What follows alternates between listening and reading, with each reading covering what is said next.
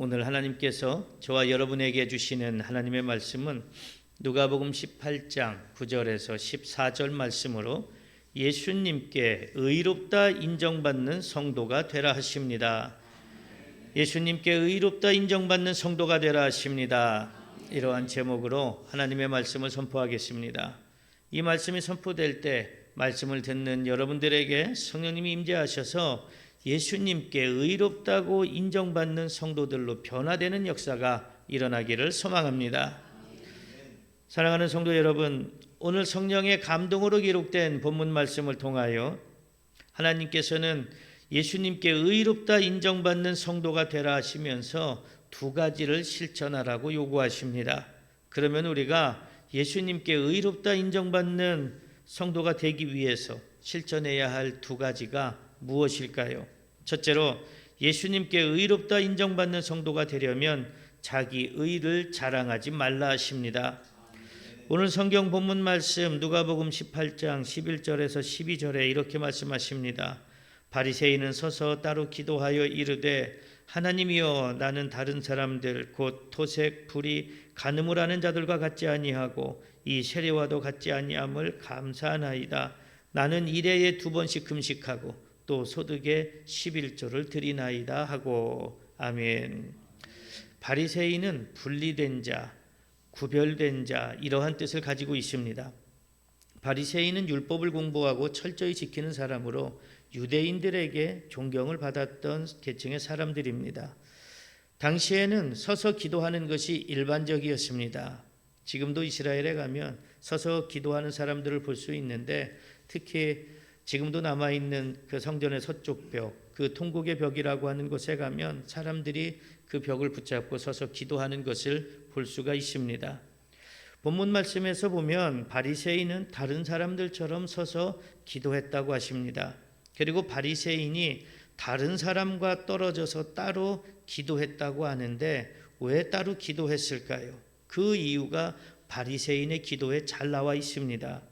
바리새인은 하나님께 기도하면서 자기의 죄를 고백하는 것이 아니라 토색, 불의, 간음하는 자들과 같지 않고 세리와도 같지 않음을 감사한다고 하고 있습니다. 하나님은 유대인들에게 1년에 하루 금식을 하라고 명령하신 날이 있는데 그때가 대속죄일입니다.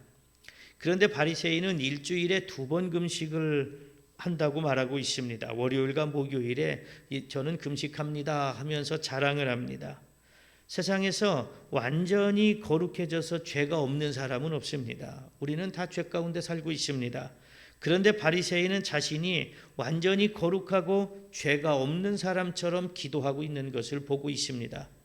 그래서 다른 사람들이 자신을 볼 수 있는 곳에서, 잘 보이는 곳에서, 자신의 기도가 잘 들려지는 곳에서 서서 큰 소리로 기도하고 있습니다. 사람들은 바리새인의 기도를 듣고 그 바리새인을 쳐다볼 때 어떤 생각이 들었을까요? 어떤 사람들은 나는 저 바리새인처럼 살지를 못해.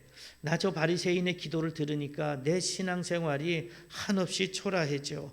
나는 죄인인 것 같아. 나는 용서받을 수 없어. 이러한 생각이 드는 사람도 있었을 것입니다. 그 사람들의 표정을 보면서 바리새인은 자신이 한없이 높아지는 것처럼 또 생각되어지지는 않았겠습니까? 봐라, 나는 이렇게 기도한다. 나는 이렇게 살았다. 너희들은 그렇게 못 살지. 그러니 나와 너희들은 상종할 수도 없고 너희와 나는 엄청난 차이가 있어. 이런 교만에 빠졌을 수도 있을 것입니다. 그 바리새인의 눈에 비춰지는 다른 사람들은 전부 죄인이었습니다. 자신과는 도저히 어울리지 못할 사람들이었습니다. 그래서 그들과 함께하는 것이 싫었고 그들은 구원받지 못할 사람들이라고 생각했습니다.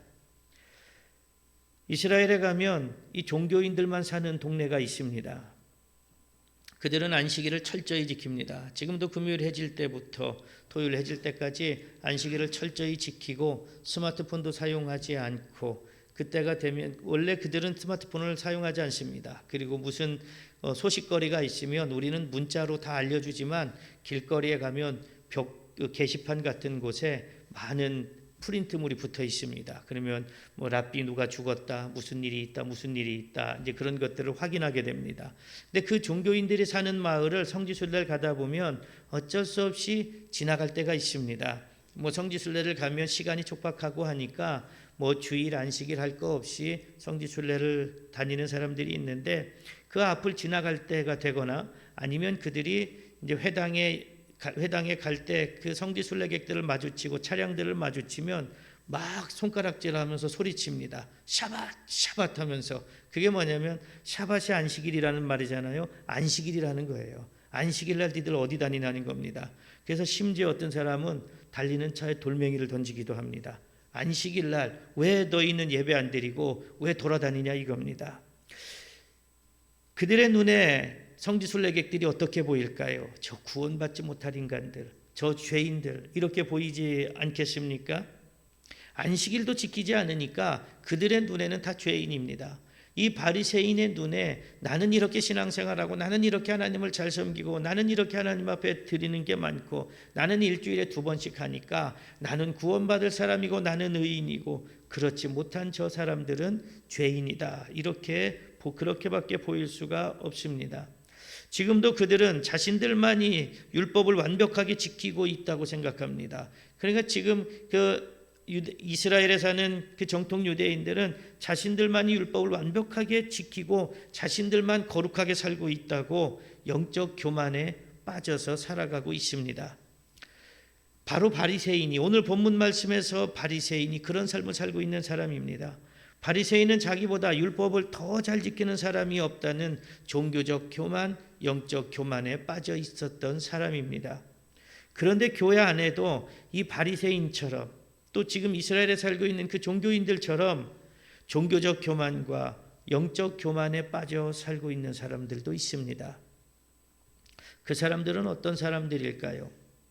혹시 여러분들이 종교적 교만, 영적 교만에 빠져 있지는 않은지 한번 잘 생각해 보시기를 바랍니다.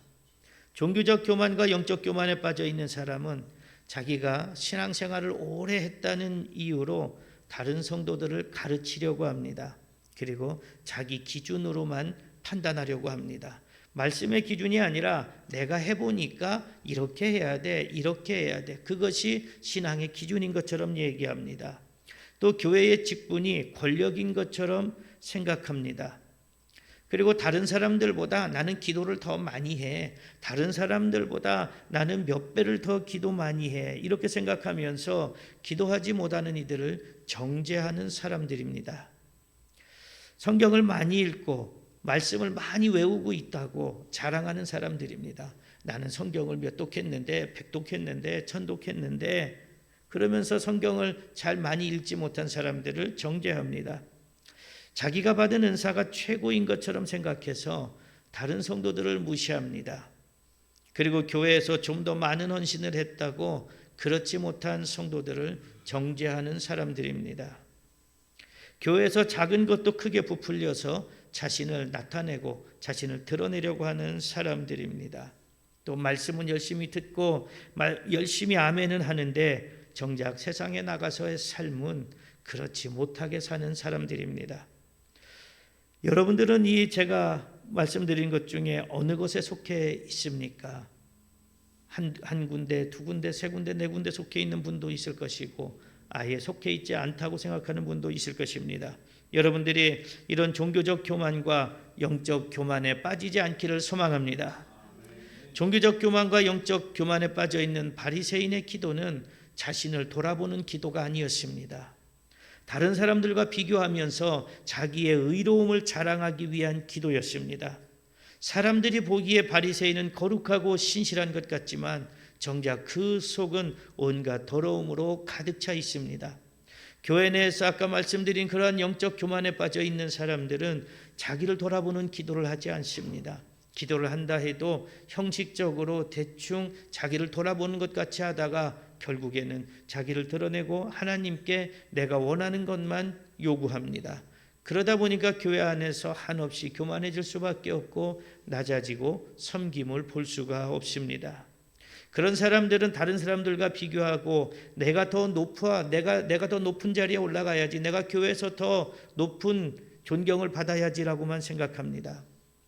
그러나 그 사람들은 오늘 바리새인처럼 겉으로는 그럴듯해 보이고 겉으로는 신앙 있는 것 같아 보이지만 그 속은 신앙이 빠져버리고 온갖 더러운 죄들이 가득 채워져 있는 사람입니다. 다른 사람의 죄와 허물은 잘 보면서 자신은 깨끗하다고 생각하지만 정작 다른 사람들보다 더 추하고 더러운 자신의 모습을 보지 못하고 있습니다. 예수님께서 그렇게 기도하는 바리새인을 남에게 보여주기 위한 외식하는 자라고 책망하셨습니다. 겉은 깨끗해 보이지만 회칠한 무덤과 같다고 책망하셨습니다. 이스라엘에 가면 길가에 가다가 중간중간 둥그런 원형의 모습이나 사각진 모습이 하얗게 회가 칠해져 있는 곳을 볼 수가 있습니다. 그럼 그곳이 뭐냐 이렇게 물어보면 그게 무덤입니다. 그래서 안에는 시체를 넣어놓고 겉은 하얗게 회칠합니다. 그러니까 겉에 보기에는 깨끗하지만 안에 보면 더러운 시체가 들어있는 것, 그것이 회칠한 무덤입니다. 예수님은 바리새인을 그 회칠한 무덤에 비교하셔서 책망하셨습니다. 마태복음 6장 5절에 또 너희는 기도할 때에 외식하는 자와 같이 하지 말라. 다른 사람에게 보이려고 회당과 큰 거리 어귀에 서서 기도하기를 좋아하느니라. 이렇게 말씀하십니다. 마태복음 23장 27절에도 화 있을진저 외식하는 서기관들과 바리새인들이요 회칠한 무덤 같으니 겉으로는 아름답게 보이나 그 안에는 죽은 사람의 뼈와 모든 더러운 것이 가득하도다. 이렇게 말씀하십니다. 그리고 바리새인은 물적 교만에도 빠져 있었는데 기도하면서 소득의 10분의 1을 자랑하는 것입니다. 여기서 소득은 일정한 소득을 말하는 것이 아니라 자기가 가진 재산의 모든 것을 이야기합니다. 그러니 바리새인은 율법에서 정한 것보다 더 많은 11조를 드렸음을 알 수 있습니다. 하나님께서는 추수할 때도 가난한 사람들을 위해서 남겨놓을 것을 말씀하셨습니다. 그래서 먼저 추수할 때 낫으로 밭에 한 귀퉁이를 먼저 베어서 곡식의 단을 하나 만듭니다. 그리고 그것을 가지고 하나님 앞에 기도하고 감사드립니다. 그리고 그것을 내려놓습니다. 그리고 나머지 것을 추수합니다. 그리고 떨어진 나달은 죽지 않습니다. 왜요? 가난한 사람들이 그걸 가지고 가서 또 먹을 수 있기 때문에 그렇습니다. 이렇게 하나님은 추수할 때도 가난한 사람들을 항상 생각하셨습니다. 그리고 절기를 지킬 때도 모든 사람이 하나님 앞에 나와서 즐거워하라고 말씀하셨습니다. 레위기 19장 9절에서 10절에 너희가 너희 땅에서 곡식을 거둘 때 너는 반 모퉁이까지 다 거두지 말고 내 떨어진 이삭도 줍지 말며 내 포도원의 열매를 다 따지 말며 내 포도원에 떨어진 열매도 줍지 말고 가난한 사람과 거주민을 위하여 버려두라. 나는 너희 하나님 여호와니라. 이렇게 말씀합니다. 신명기 16장 14절에도 절기를 지킬 때에는 너와 네 자녀와 노비와 네 성중에 거주하는 레위인과 객과 고아와 과부가 함께 즐거워하되 이렇게 말씀합니다. 가끔 제가 이런 생각을 해봅니다. 어떤 회사 사장님이 열심히 신앙생활을 하는데 과연 그 회사 직원들은 주일날 출근을 할까 안 할까 이런 생각을 해볼 때가 있어요. 근데 사장님은 열심히 신앙생활 한다고 교회 가는데 직원들은 다 출근시켜 놓고 일시키고 그래서 회사가 잘 되면 나는 하나님의 은혜로 이렇게 우리 회사가 잘 되고 있습니다. 그러면 그 이야기를 직원들이 들을 때는 어떤 생각이 들까요? 물론 특근을 하니까 돈을 몇 푼 더 받으니까 좋기는 하겠지만 아마 직원들에게 좋은 평가는 받지 못할 것 같습니다. 우리가 신앙생활을 할 때 정말 나만 신앙생활 잘하고 나만 교회 나오면 되는 것이 아니라 내 주위에 정말 힘들고 어려워서 교회 나가지 못하는 사람이 있으면 내가 모시고 갈 테니까 같이 갑시다. 만약에 오늘 저는 일을 해야 됩니다. 오늘 일을 해서 하루 일당을 벌어야 내가 또 내일을 살아갈 수 있습니다. 라고 하는 사람이 있다면 그러면 그 일당 내가 드릴게요. 너무 많으면 아주 전문직이라 막 몇십만 원씩 되면 좀 어렵겠지만 요즘 하루 일용직 나가면 한 13만 원 이 정도 하는 것 같아요. 13만 몇천 원 정도. 그러면 그 정도는 그래도 매주는 아니더라도 한 달에 한 번은 또 할 수도 있고 몇 달에 한 번은 할 수 있지 않을까라는 생각을 해보게 됩니다.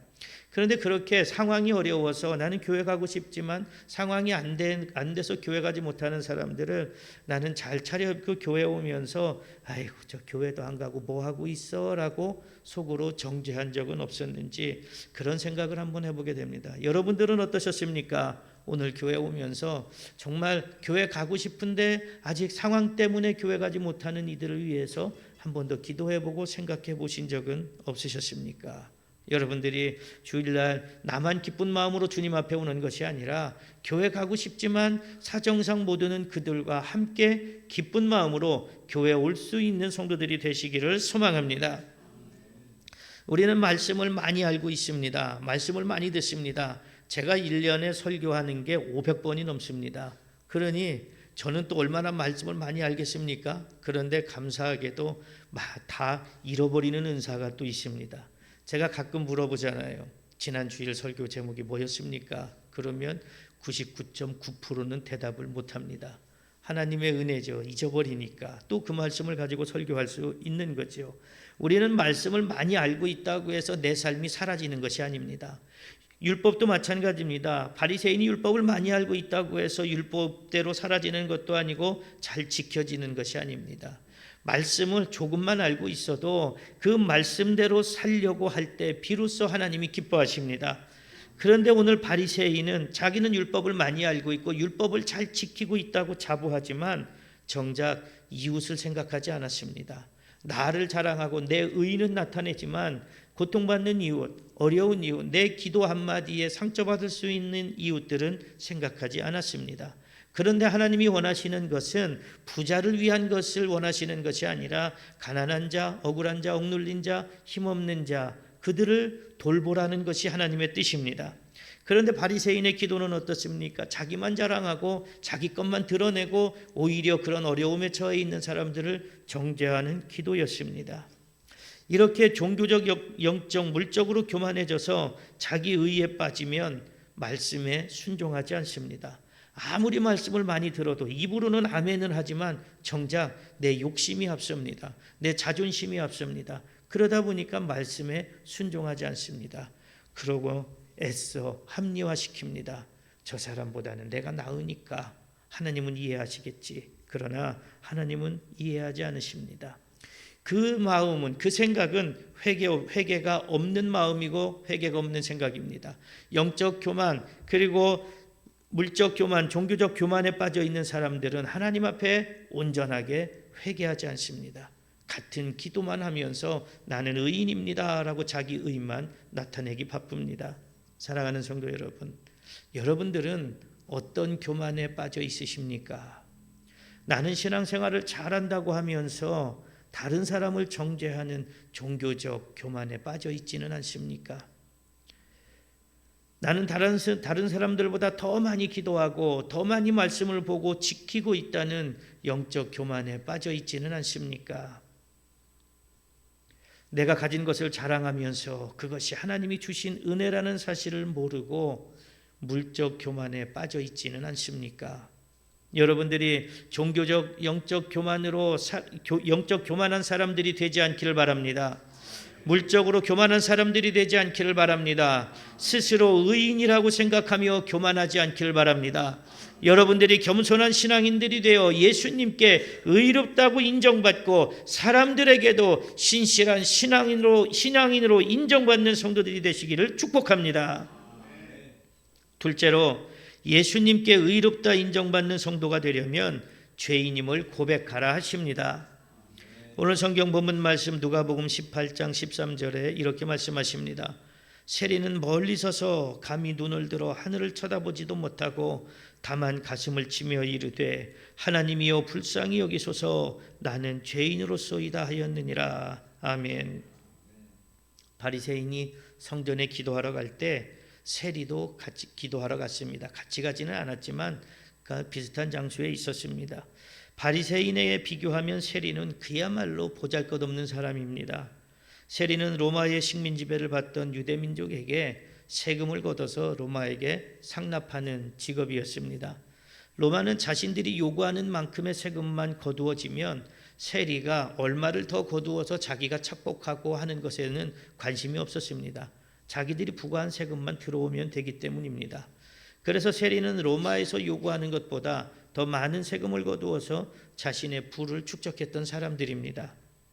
그러다 보니 당시 유대인들은 세리를 죄인 취급하고 사람 취급도 하지 않았습니다. 이해하기 쉽게 설명하면 일제강점기 시대에 친일행위를 하며 우리 동족을 배반하고 고통과 아픔을 가중시키면서 오직 자신들의 부귀영화를 위해 살았던 친일파나 다름없는 사람들이 그 당시에 세리였습니다.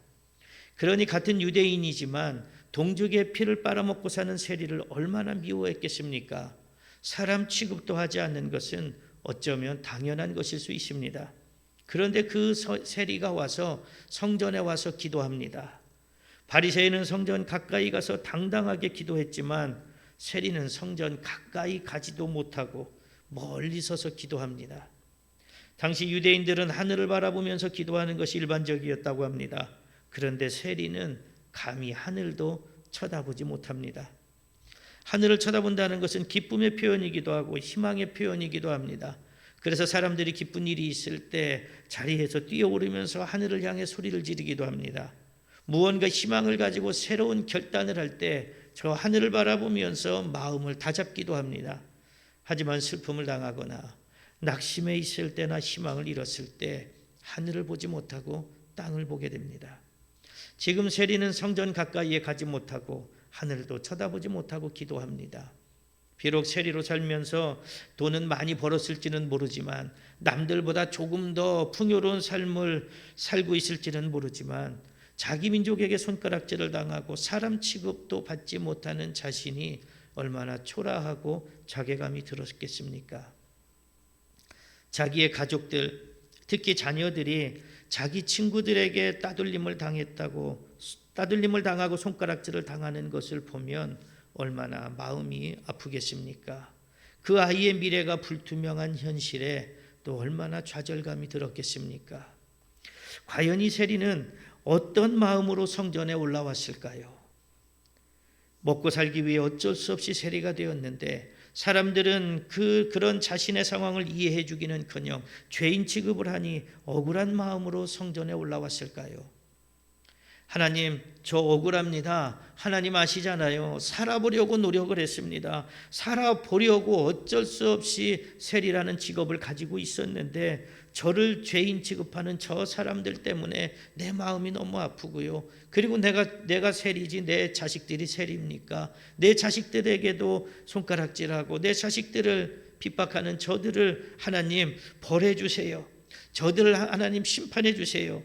이런 기도를 드리러 올라왔을까요?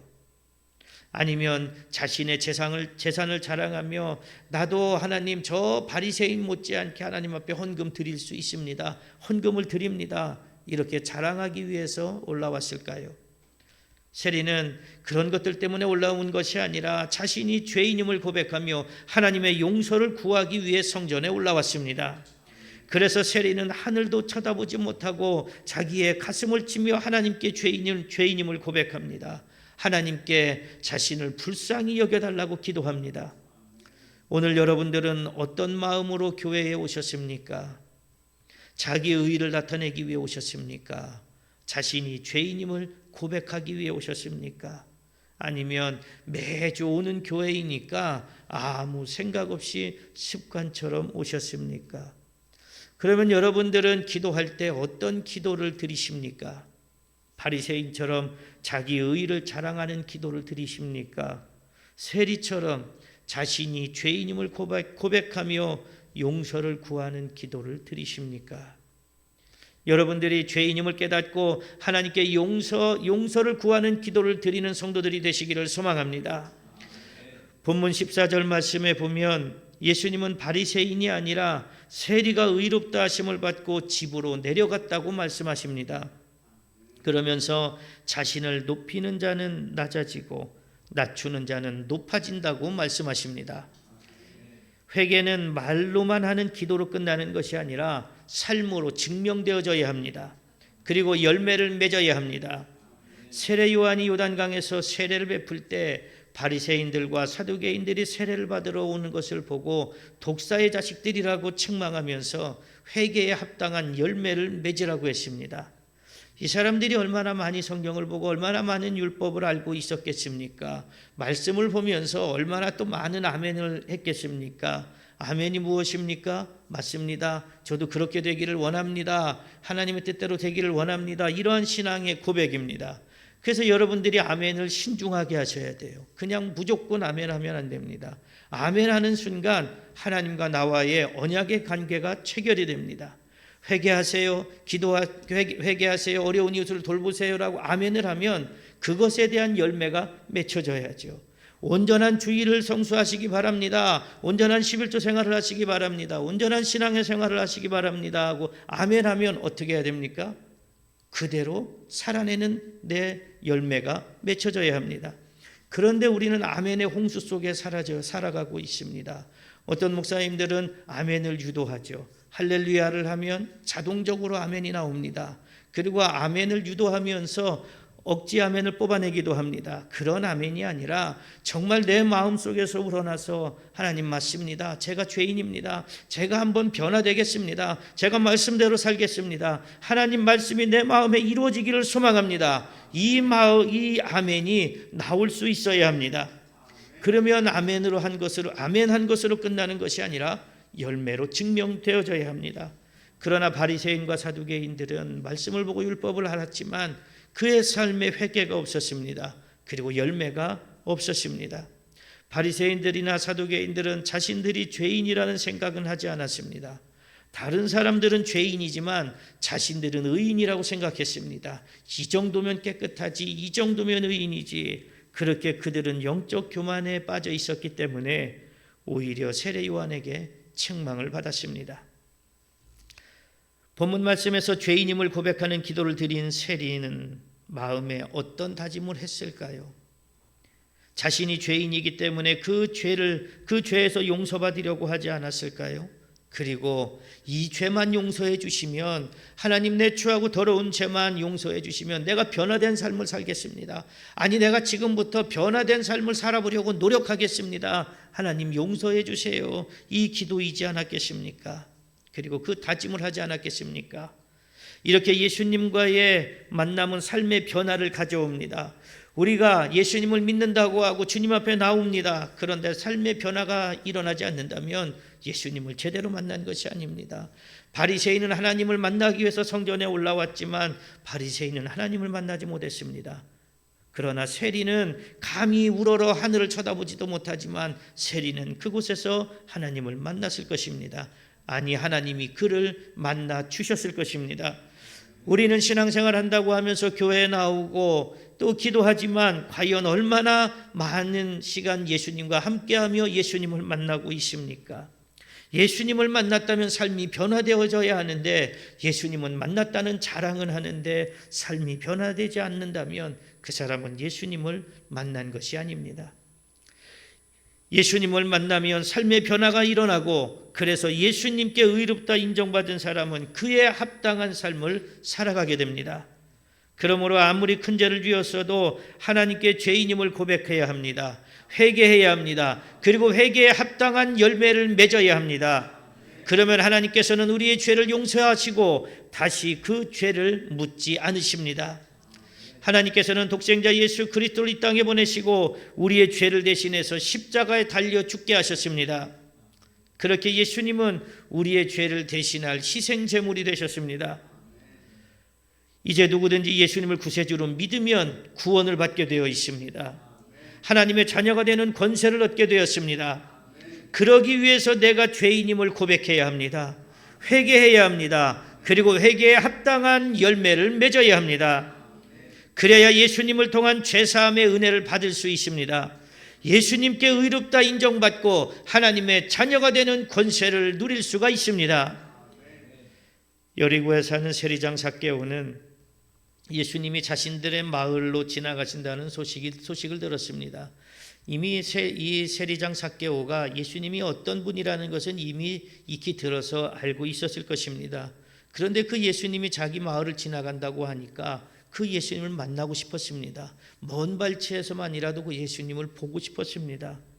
그래서 밖에 나가보니 이미 수많은 사람들이 길가에 나와 있는데 도저히 그 사람들을 뚫고 갈 자신이 없습니다. 아무도 길을 내주지 않습니다. 그도 그럴 것이 그 성경에 보면 삭개오는 키가 작았다고 합니다.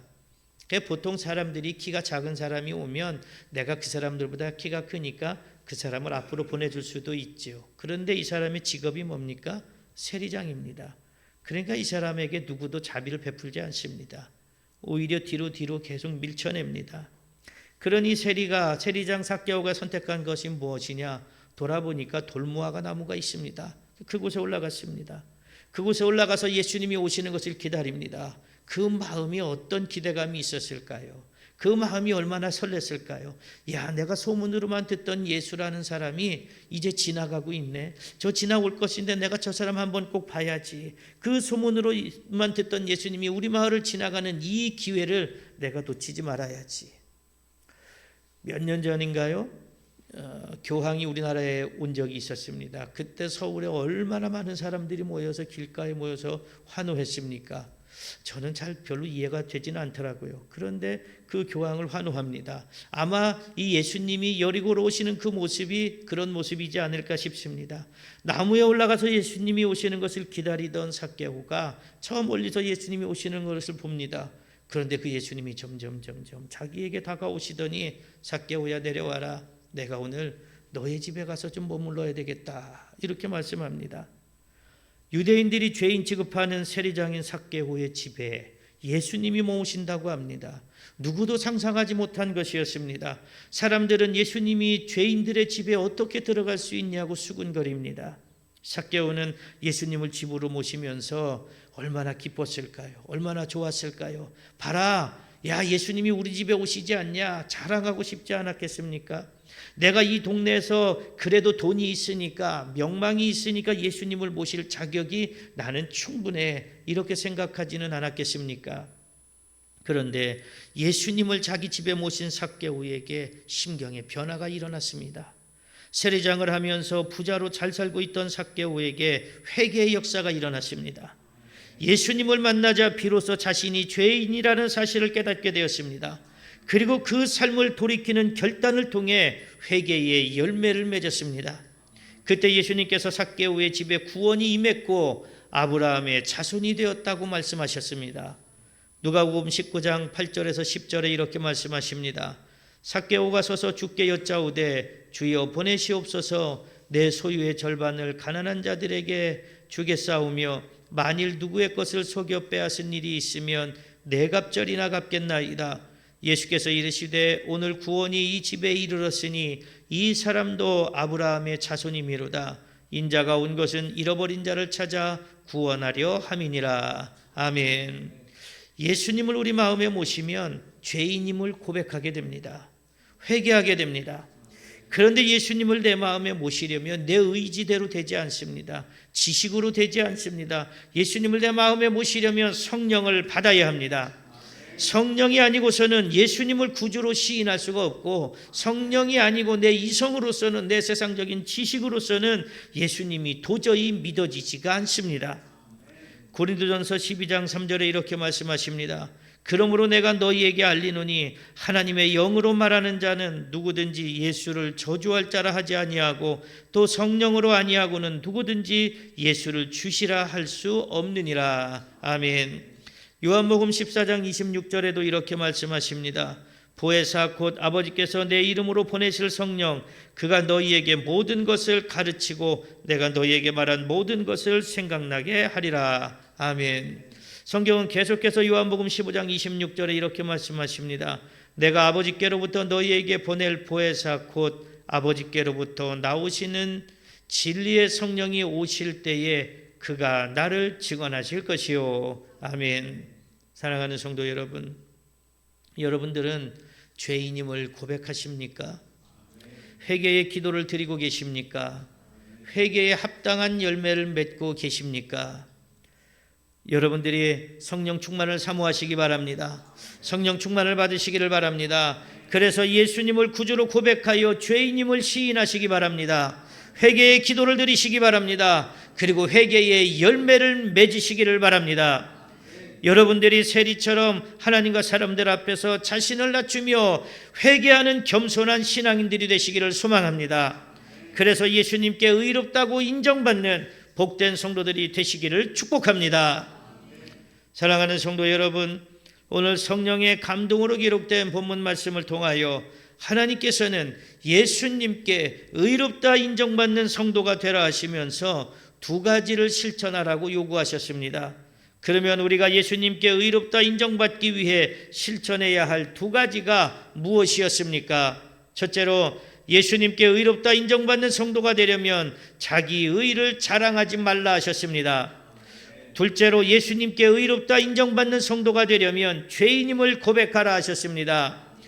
그러므로 여러분들도 자기 의를 자랑하지 말고 죄인임을 고백하여 예수님께 의롭다 인정받는 성도들이 되시기를 소망합니다. 그렇게 예수님께 의롭다 인정받고 신앙과 삶이 변화된 여러분들이 가는 곳마다 여러분들이 경험했던 하나님의 크신 사랑과 예수님을 통해 죄사함의 은혜의 복음이 전파되기를 소망합니다. 그래서 아직도 자기 의를 자랑하며 바리새인과 같이 온전한 신앙생활을 하지 못하고 있는 교만한 사람들이 주님 앞에 엎드려 죄인임을 고백하고 회개하여 예수님께 의롭다 인정받는 역사가 일어나기를 간절히 축복합니다.